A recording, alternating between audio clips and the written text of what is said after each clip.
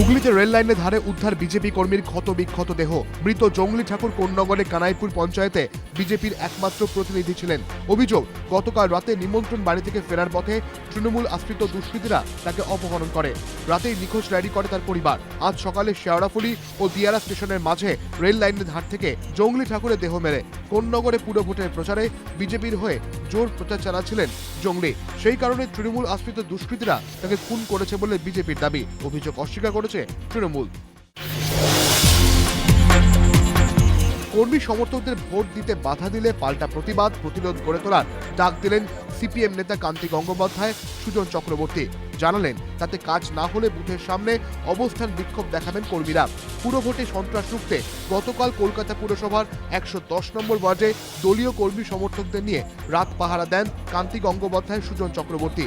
কয়েকদিন ধরেই এই ওয়ার্ডে রাতের অন্ধকারে সিপিএম কর্মীদের ওপর হামলা, দলের পতাকা ফেস্টুন ছিঁড়ে ফেলার অভিযোগ উঠছে তৃণমূলের বিরুদ্ধে। অবস্থান চলাকালীন সোনারপুরে সিপিএম কর্মীর আক্রান্ত হওয়ার খবর মেলে। অভিযোগের তীর তৃণমূলের দিকে। রাতেই সোনারপুর থানায় অভিযোগ দায়ের করেন সিপিএম নেতারা।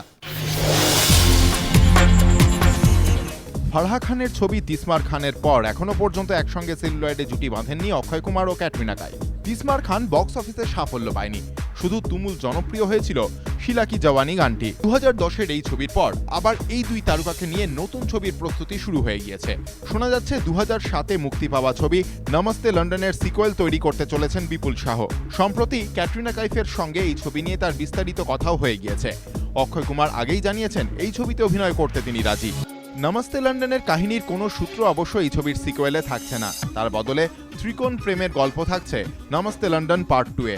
নায়ক হিসেবে তো অক্ষয় কুমারই থাকছেন। তাহলে ক্যাটরিনা কাইফের সঙ্গে বলিউডের আর কোন নায়িকাকে দেখা যাবে এই ছবিতে? উত্তরের জন্য আর কিছুদিন অপেক্ষা করতেই হবে।